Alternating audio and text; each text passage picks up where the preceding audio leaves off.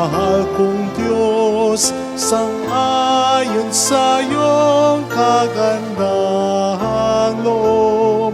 Mga kasalanan ko'y iyong pawin, ayon din sa iyong pag-ibig sa akin.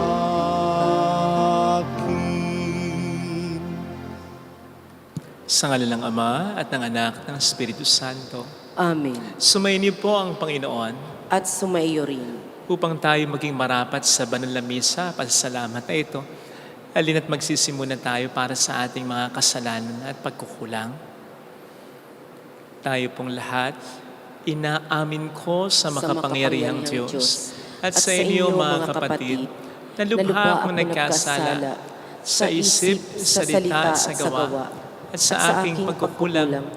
Kaya sinasamo ko sa mahal na Birheng Maria, sa lahat ng mga anghel at mga banal, at sa inyo mga kapatid, na ako'y panalangin sa Panginoong ating Diyos. Kaawaan tayo ng mapagmahal na Diyos, patawarin sa ating mga sala, at patnubayan hanggang sa buhay na walang hanggan. Amen. Panginoon, kaawaan mo kami. Panginoon, kaawaan mo kami. Kristo, kaawaan mo kami. Kristo, kaawaan mo kami. Panginoon, kaawaan mo kami. Panginoon, kaawaan mo kami. Iyuko natin ang ating ulo.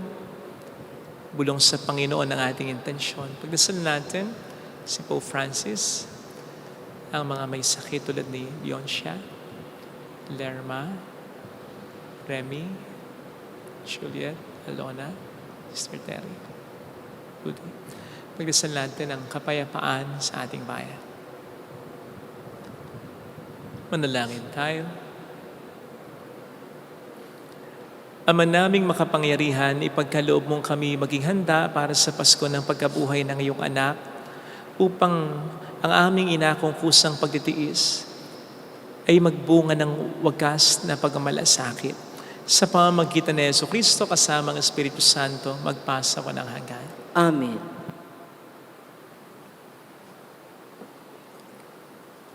Ang salita ng Diyos mula sa aklat ni Propeta Ezekiel.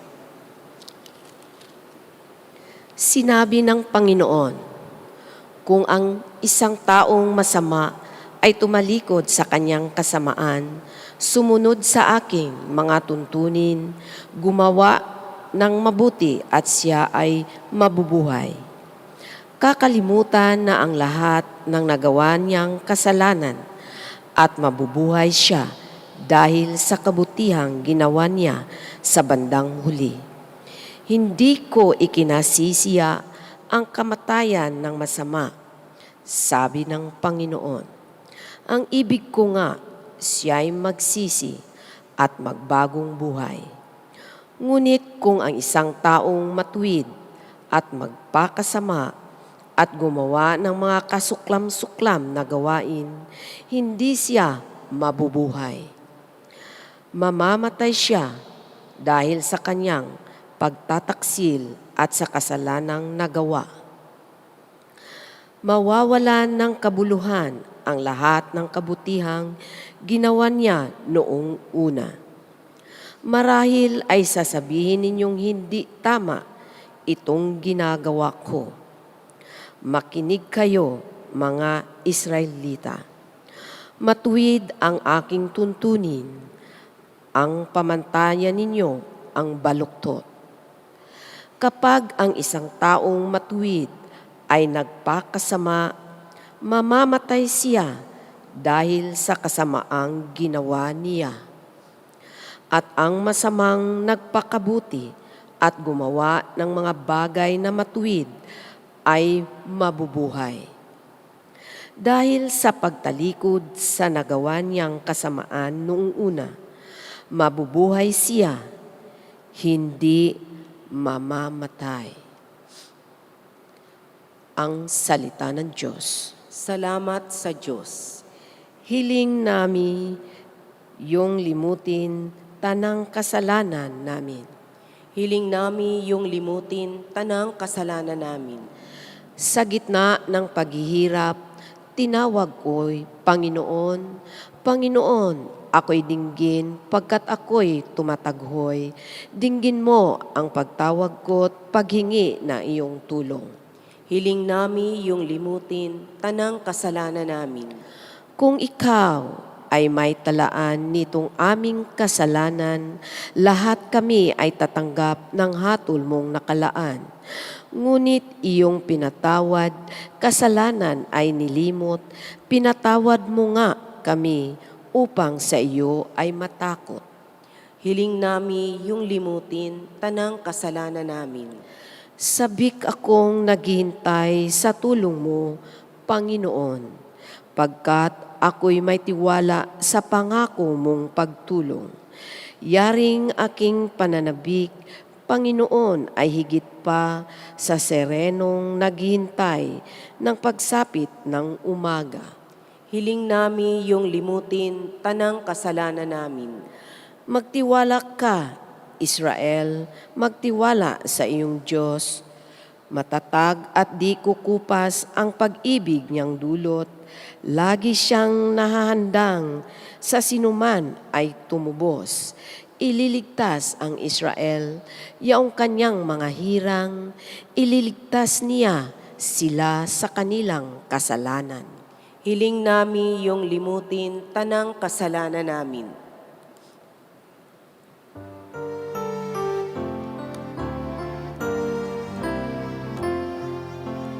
Di ba't sadyang may kapwang sarili, dapat hainan ng pagsisilbi at mamangha, ligaya'y dadalisay pag sa kapwa buhay mo ay naalay. Bawat Galing gamitin sa paglingap, laging damhin kung may naghihirap. At tandaan, ganyang pagmamahalan, unang-unang atas ng kabanalan. Sumayin niyo ang Panginoon. At sumaiyo rin. Ang mabuting balita ng Panginoon ayon kay San Mateo. Papuri sa iyo, Panginoon. Noong panahong iyon, sinabi ni Jesus sa kaniyang mga alagad, "Sinasabi ko sa inyo, kung ang pagsunod ninyo sa kalooban ng Diyos ay tulad lamang ng pagsunod ng mga eskriba at pariseo, hindi kayo makapapasok sa kaharian ng Diyos. Narinig ninyo na nung una iniutos sa mga tao, huwag kang papatay, ang sino mang makamatay ay mananagot sa hukuman. Ngunit ngayon sinasabi ko sa inyo, ang mapuot sa kanyang kapatid ay mananagot sa hukuman. Ang humamak sa kanyang kapatid ay mananagot sa Sanhedrin. At sino mang magsabi sa kanyang kapatid, ulul ka, ay mapapasa apoy ng impyerno. Kaya't kung naghahandog ka sa Diyos at maalala mo na may sama ng loob sa iyo ang kapatid mo, iwan mo muna ang iyong handog sa harap ng dambana at makipagkasundo ka sa Kanya, saka ka magbalik at maghandog sa Diyos. Kung may magsakdal laban sa iyo sa hukuman, makipag-ayos ka sa Kanya habang may panahon bago Kanya iharap sa hukom. At kung hindi, ibibigay Kanya sa hukom na magbibigay naman sa iyo ng tanod at ikaw ay mabibilanggo. Sinasabi ko sa iyo, hindi ka makalalabas doon hanggat hindi mo nababayaran ang kahuli-hulihang kusing." Mga kapatid, ang mabuting balita ng Panginoon. Pinupuri ka namin, Panginoong Hesukristo. Welcome sa Our Lady of Lasalle at Quasay Parish, kung saan ayos lang pong umiyak. Samahan tayo ng mahal na ina sa pag-iyak at sa pagdarasal upang maging maayos ang lahat. Ano po sa mga katangian ninyo ang gusto nyong manotice ng mga tao? Ano sa mga katangian ninyo yung gusto nyong maalala tungkol sa inyo sapagkat yun talaga ang nagde-define sa kabuuan ninyo? Itsura ninyo, posisyon ninyo, kapangyarihan ninyo, yaman ninyo, yung pagiging masayahin, mapagbigay at matapang ninyo? Ano? Well, napakarami pong katangian ng Diyos. Ang ilan dyan ay yung alam na natin. Ang Diyos ay mapagmahal. Ang Diyos ay makatarungan. Ang Diyos ay all-knowing. Ang Diyos ay makapangyarihan at maraming pang iba.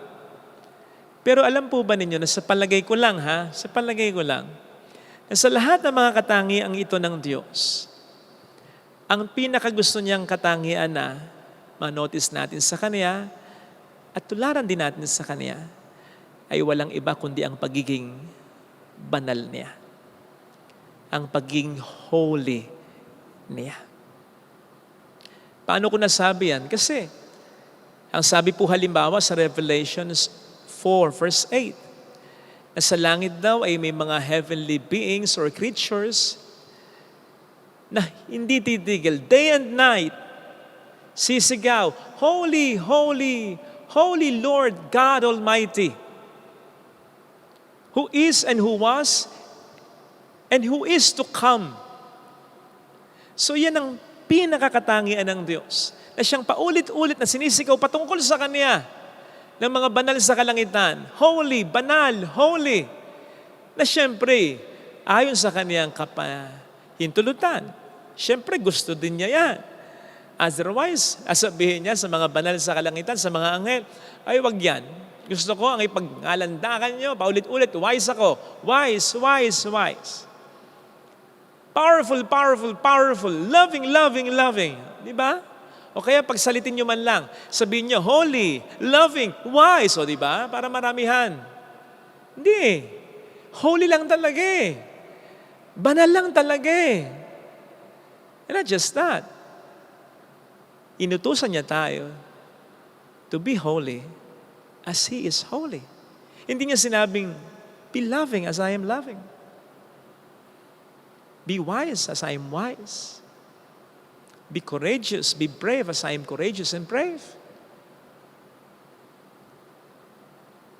So yun talaga, ang gusto niyang katangiang ma-recognize at tularan natin sa Kanya. Sapagkat yun naman talaga siya. Banal siya. Holy siya. Which basically means kakaiba. Iba. Different. Set apart.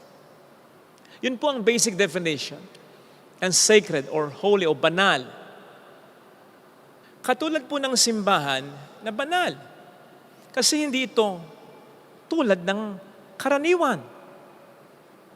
Ito ay iba, different, set apart.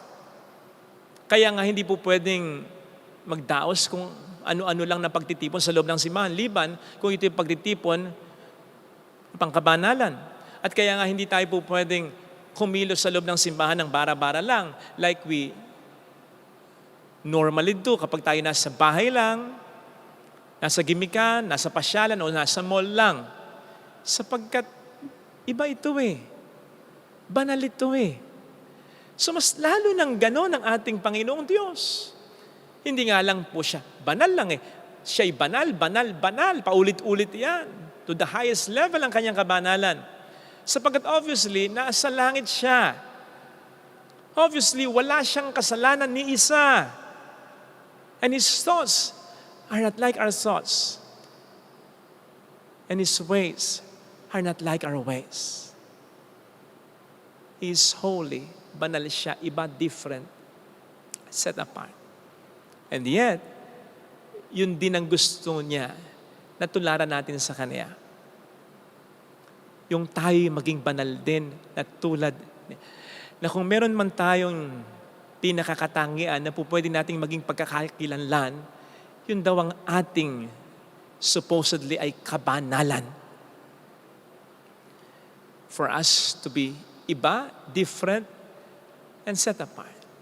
Pero, at ito yung isa sa mensahe ng Ebanghelyo, wag namang ang kabanalang ito ay maging tulad ng kabanalan ng mga Pariseo, na iniwalay nga ang sarili sa iba, pero siya namang nagpalaki ng ulo nila at naging mababa na ang tingin nila sa kapwa nila, na para sa kanila ay makasalanan na at mga marurumi na. Hindi po ganyan ang inaasahan sa ating kabanalan ng Diyos, sapagkat obviously, hindi siya ganyan. At hindi po ganyan ang kabanalan na ina-expect at inuutos sa atin ng Diyos. Sapagkat obviously, Hindi kanya ng kabanalan niya. Tama, wala siyang kasalanan, pero lahat ng kasalanan inako niya. Tama, siya'y nasa langit, pero nagkatawang tao siya para sa ating kaligtasan sapagkat ganun ang kabanalan ng Diyos. Not so much about being different na wala ng kaugnayan sa iba, but it's more about being different sapagkat walang maikukumpara sa Kanya. Dahil iba siyang magmahal, iba siyang magmalasakit, iba siyang gumamit ng Kanyang kapangyarihan, iba siyang magpatawad, iba ang kapangyarihan niya, iba ang galing niya, iba ang talino niya. Yun ang ibig sabihin ng kabanalan ng Diyos na po pwede talagang ma-apply sa lahat ng attributes niya. Walang maikukumpara at maipapantay sa Kanya. Yun ang kabanalan o wholeness niya.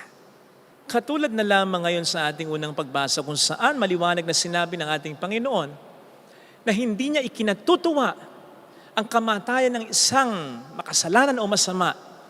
Sa halip ang kanyang mas ikinatutuwa ay ang pagsisisi nito at pagbabagong buhay. O di ba kakaiba? Ganyan ka ba? Ganyan ba tayo? Kamakailan ay nabasa ko doon sa Facebook post, legit Facebook post at hindi yung kung saan-saang sources lang. I-research po kayo. Hindi lahat dapat paniwalaan niyo sapagkat laganap na naman ngayon ang disinformation, ang mga fake news. Ang sabi dun sa report ay, ayun nga, pinakita yung larawan ng mga relatives na mga nabiktima ng tukhang na hawak-hawak ang kanilang mga larawan. Ako, kung magbabasa ka ng komento, magugulat ka sa mga tao. Grabe. Kulang pa yan. Dapat hindi lang yan ang natanggap ninyo eh. Na may halong panunumpa pa at pagumura. Dami na ang mga pamilya ng biktima. Pawang mga mahirap lang. Kayong paulit-ulit naman sinasabi sa report na hindi lahat ng napatay o pinatay ay legit na mga adik. And granted for the sake of argument na tunay na mga adik. And granted for the sake of argument na nagkaroon ng due process na wala naman talaga. Ganun ba tayo talaga? At yun ba ang dapat na maging damdamin natin sa kanila?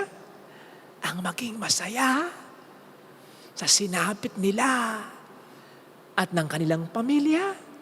Kung yun ay paninindigan natin sa puso natin, sa isip na, Father, ganun talaga. Sige. Sana alam mo yung damdamin ng Diyos. Sana alam mo yung nararamdaman ng Diyos. By the way, ang sabi rin po pala dito sa ating unang pagbasa, sabi ng Panginoon, marahil iisipin yung mali. Ako, di ba? Yung mali na ikasiya niya yung pagsisisi at pagbabago ng mga makasalanan. Pero ang dagdag niya dito ay ganito. Makinig kayo. Matuwid ang tuntunin ko. Ang pamantayan niyong baluktot. Kaya nga siguro bukang bibig natin yung tao lang naman ako. Di naman ako Diyos. Tama naman. Katulad din tayo ng lahat o ng karamihan. Pero, inutos kasi ng Diyos sa atin na siya ay ating tularan. Na hindi tayo basta manatiling tao lang. Kaya hindi natin sa Kanya po pwedeng sabihin niya ng harapan. Kapag humarap na tayo sa Kanya para Kanyang hukuman. Lord, tao lang ako eh. Kasi sabi niya sa akin at sa atin, diba sabi ko sa iyo, tumulad ka sa akin. Na hindi ka manatiling katulad ng karamihan. Na ikaw ay maging iba, na ikaw ay maging banal, na ikaw ay maging different or set apart. And yes, sasabihin niya sa atin yan, kahit pa nagsisimba tayo, kahit nagdarasal tayo, kahit pa naglilimos tayo, nagdodonate tayo, tapos ang pangangatwiran, gawin natin, ay makamundo, ay sasabihin niya sa atin yan. Sapagkat yun naman din ang sinasabi niya sa ating ebanghelyo. na kung ang kabanalan lamang ninyo ay tulad ng kabanalan o pagsunod ng mga Pariseo at kaskriba, hindi kayo makapapasok sa kaharian ng langit. Mas matindi pang magdasal, magsakripisyo at mag-donate kaya sa atin mga Pariseo. Pero ang kabanalan kasi ay yung pagiging iba ang pangangatwiran, gawain at paraan natin sa mundo. Sa madaling salita, ang totoong kabanalan ay pagtulad talaga sa gawi, pangangatwiran at paraan, pag-iisip ni Kristo. Kaya ipagdasal po sana natin ang biyayang ito. Tama na mahirap. Kasi mahirap maging iba. Pero tandaan natin, hindi sa atin iuutos ng Panginoon ito kung hindi natin kaya. At kung hindi siya magbibigay ng biyaya para sa atin upang ating makaya. Napapangunahan lamang talaga tayo ng ating pagiging tao, ng ating emosyon, at ng impluensya ng maraming tao. Pero kaya sa tulong ni Kristo kung magiging bukas lang talaga tayo sa pagkilos ng Espiritu sa ating pagkatao. Amen. Lagay natin ang ating kanang kamay sa tapat ng ating puso.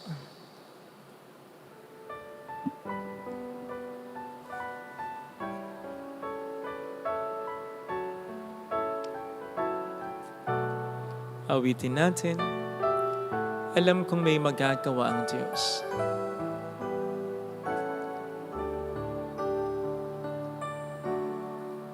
Alam kong may magagawa ang Diyos.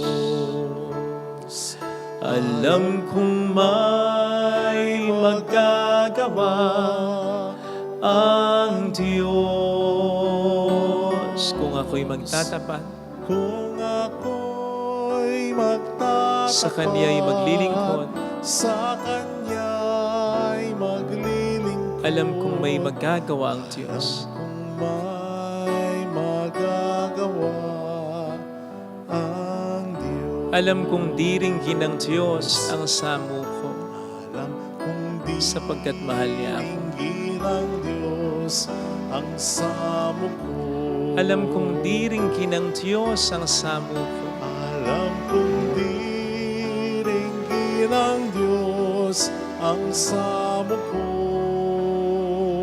kung ako'y magtatapat, Kung ako'y magtatapat, sa Kaniya'y maglilingkod, sa Kanya'y maglilingkod, alam kong diringgin ng Diyos ang samo. di ringgin ng Diyos Pikit natin ang ating mga mata. samo ko.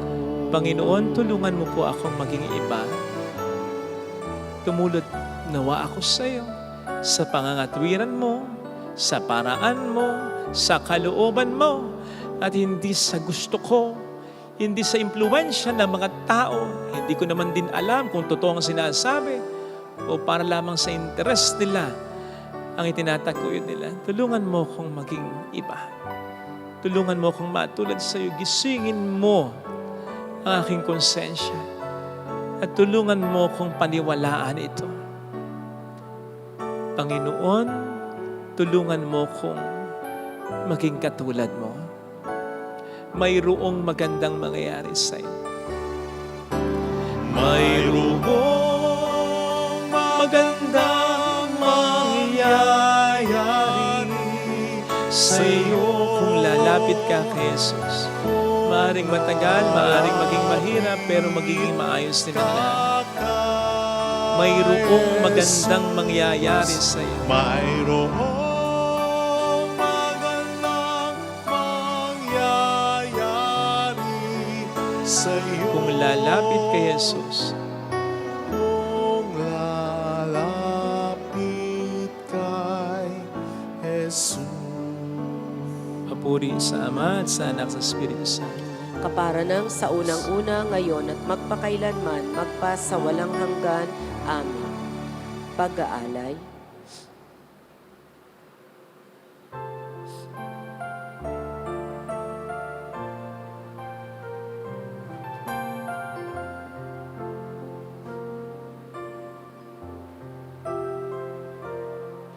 Sa'yo, Ama,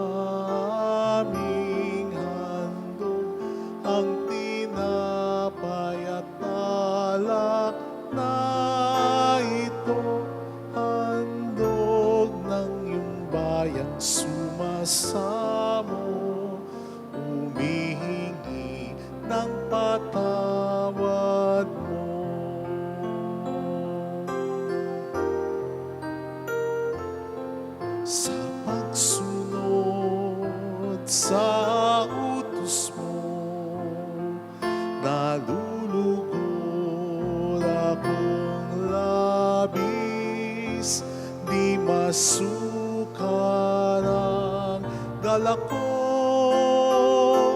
pagkat aking inibig.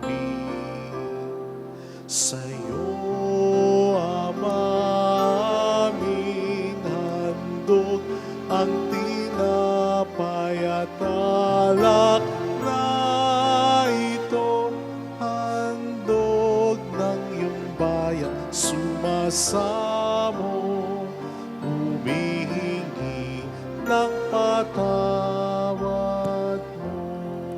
Manalangin tayo, pang ating handog ay maging kalugod-lugod sa Diyos Amang makapangyarihan. Tanggapin nawa ng Panginoon itong paghahain sa iyong mga kamay, sa kapurihan niya at karangalan sa ating kapakinabangan at sa buong sambayanan niyang banal. Ama naming lumikha, tanggapin mo po ang aming mga alay na niloob mong magdulot ng iyong pakikipagtipan upang ito ay aming mapakinabangan bilang tagapagbigay ng iyong paglingap at pagmamahal sa pamamagitan ni Jesucristo, kasama ang Espiritu Santo magpa sa walang hanggan. Amen. Sumainyo ang Panginoon. At sumaiyo rin. Itaas sa Diyos ang inyong puso at diwa. Itinaas na namin sa Panginoon. Pasalamatan ng ating Panginoong Diyos. Marapat na siya ay pasalamatan. Ama naming makapangyarihan, tunay nga pong marapat na ikaw ay pasalamatan sa pamamagitan ni Jesucristo na aming Panginoon.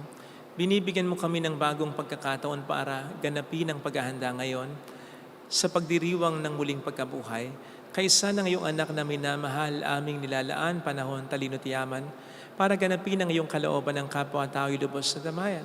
Sa pagdiriwang namin sa aming pagsilang bilang mga kaanib sa iyong sambayanan, kami yung pinagkakamit ng katayuang ganap sa pagtatangkilik. Kaya kaisa ng mga anghel na nagsisiawit ng papuri sa iyo ng walang humpay sa kalangitan, kami nagpupunyi sa iyong kadakilaan. Santo, Santo, Santo, Panginoong Diyos ng mga hukbo, napupuno ang langit at lupa ng kadakilaan mo. Osana sa kaitaasan. Pinagpala ang naparirito sa ngalan ng Panginoon. Osana sa kaitaasan. Ama naming banal, ikaw po ang bukal ng tanang kabanalan. Kaya't sa pamamagitan ng iyong Espiritu gawin mong banal ang mga kaloob na ito upang para sa amin ay maging katawan at dugo ng iyong anak at aming Panginoong Jesucristo. Bago niya pinagtiis ang kusang loob na maging handog, ginawa kaniya ang tinapay, pinasalamatan kaniya, pinaghati-hati niya iyon.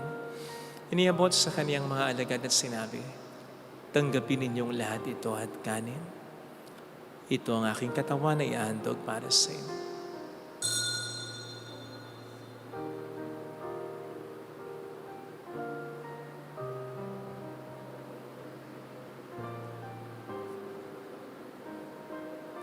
Kaya hindi naman nang matapos ang hapunan, hinawakan niya ang kalis, muli kaniyang pinasalamatan. Iniabot niya ang kalis sa kaniyang mga alagad at sinabi, tanggapin ninyong lahat ito at inumin. Ito ang kalis ng aking dugo ng bago't walang hanggang tipan. Ang aking dugo na ibubuhos para sa inyo at para sa lahat. Sa ikapagkapatawad ng mga kasalanan, gawin niyo ito sa pag-alala sa akin.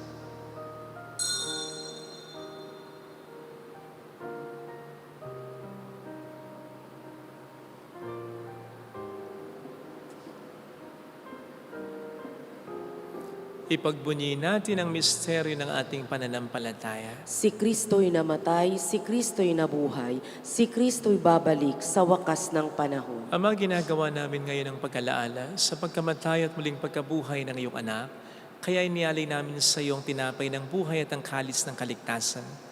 Kami nagpapasalamat dahil kami iyong minarapat na tumayo sa harap mo para maglingkod sa iyo. Sinasamo namin kami na magsasalo sa katawan at dugo ni Kristo, ay mabuklod sa pagkakaisa sa pamamagitan ng Espiritu Santo. Ama, lingapin mo ang iyong simbang laganap sa buong daigdig, puspusin mo kami sa pag-ibig. Kaisa ni Francisco na aming Papa, ni Dennis na aming Obispo at ang Tanang Kaparian, alalahanin mo mga kapatid naming nahimlay nang may pag-asang sila'y muling mabubuhay, lalo ng aming mga ipagdarasal. Saglit tayong yumuko at ipagdasal ang ating mga mahal na yumaw.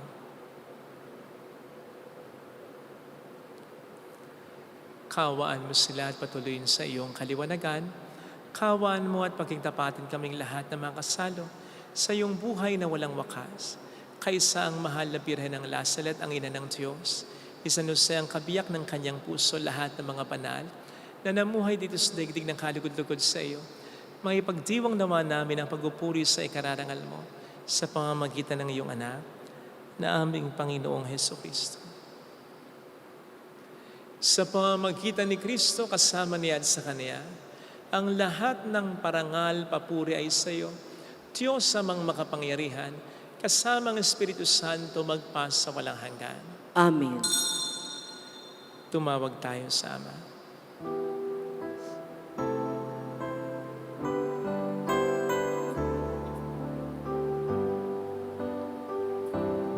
Ama namin, sumasalangit ka, sambahin ang ngalan mo, mapasa amin ang kaharian mo, sundin ang loob mo dito sa lupa, alang sa langit.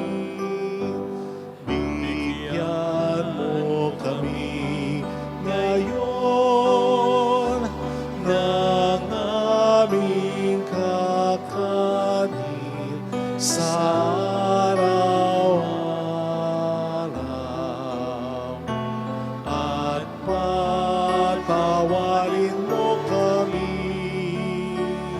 sa aming mga sala, para na pagpapatawad namin sa nagkakasala sa amin, at huwag mo kaming ipaintulot sa tukso, at iadya mo kami sa lahat ng masama.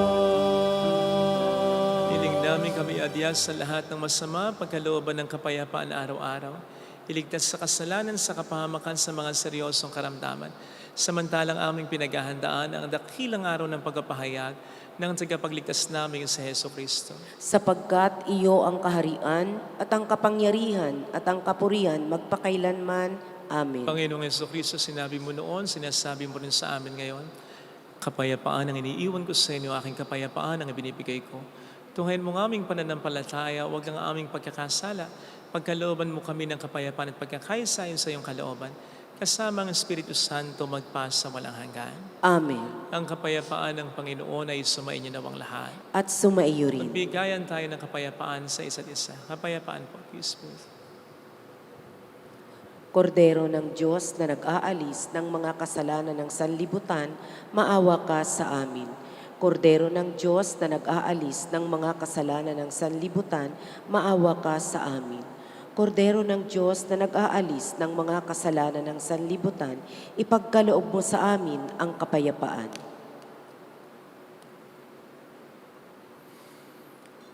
Narito sa harap natin ang Panginoon ng ating buhay at kaligtasan. Palad tayong inaaniyahan. Panginoon, hindi ako karapat-dapat na magpatuloy sa iyo, ngunit sa isang salita mo lamang ay gagaling na ako.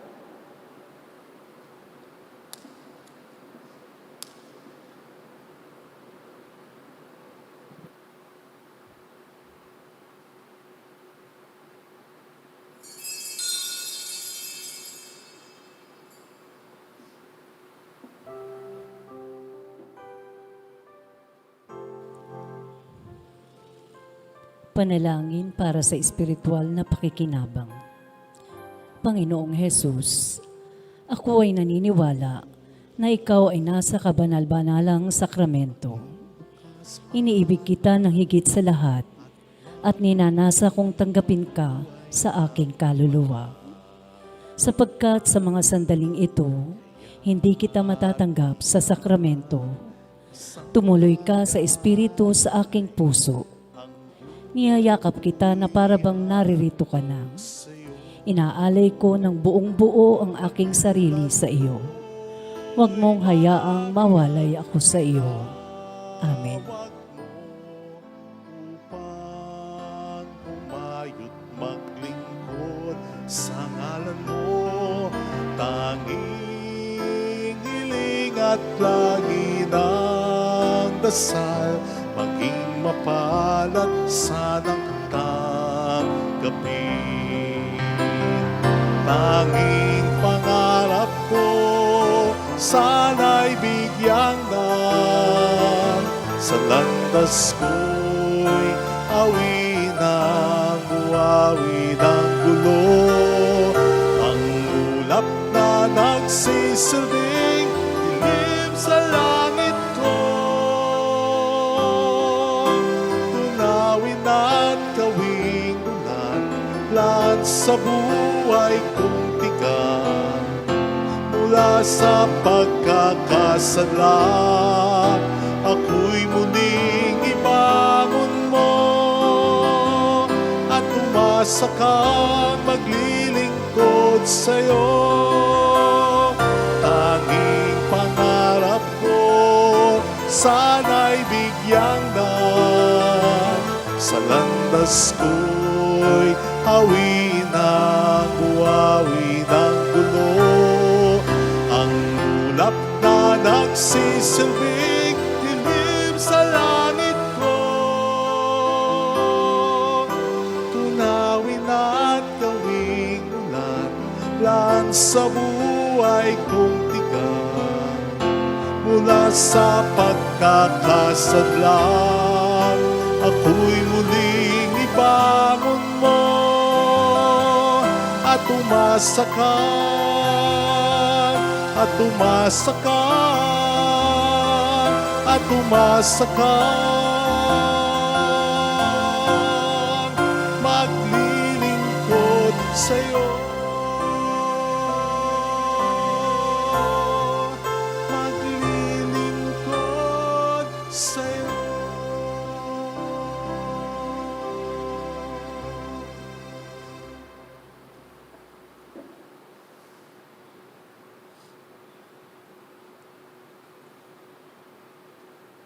Manalangin tayo. Ama naming mapagmahal, ang banal na pakikinabang namin ngayon ay magdulot nawa ng kagalingan sa amin na uukol at pagkadalisay ng aming makasalanang kahapon, kami naway laging makasalo mo sa habang panahon. Sa pamamagitan ni Jesucristo, sa mga Espiritu Santo magpasa walang hanggan. Amen. Holy God, Holy Mighty One, Holy Immortal One, Have mercy on us and on the whole world. Holy God, Holy Mighty One, Holy Immortal One, Have mercy on us and on the whole world. Holy God, Holy Mighty One, Holy Immortal One, Have mercy on us and on the whole world. Jesus, King of Mercy, We trust in you. alalahanin, Alalahanin, O mahal na Birhen ng Lasalet, ina ng pag-asa, ikaw ang nagpaalala sa aming magbalik loob sa Ama. Ito ang nagpapatunay na ang kagandahang loob mo'y nanatiling busilak. Sa pag-aaruga mo sa amin, tungkulin mo'y tinupad. Sa paanan ni Kristo'y itinuring mo kaming mga tunay mong anak.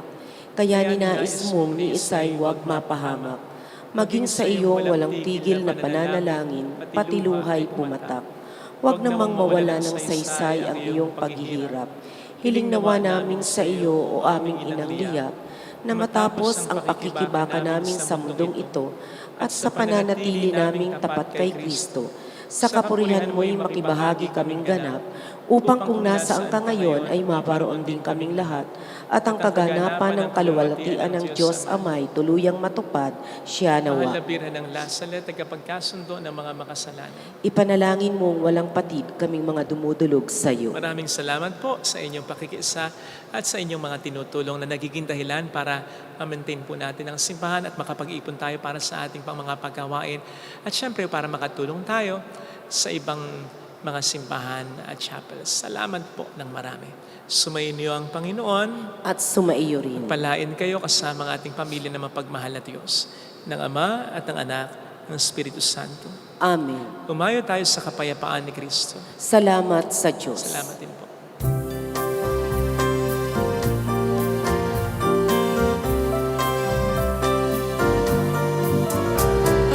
Amin, iniaalay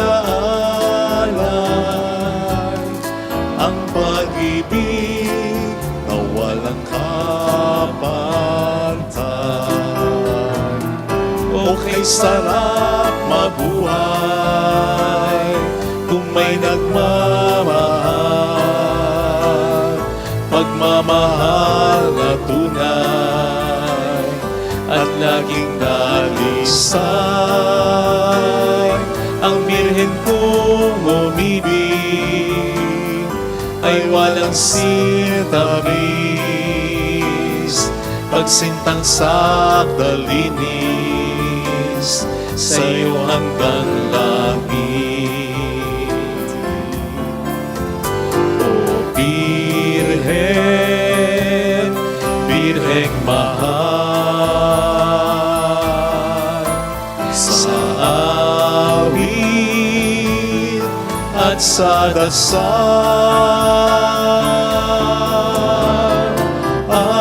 aming iniaalay ang pag-ibig na walang kapal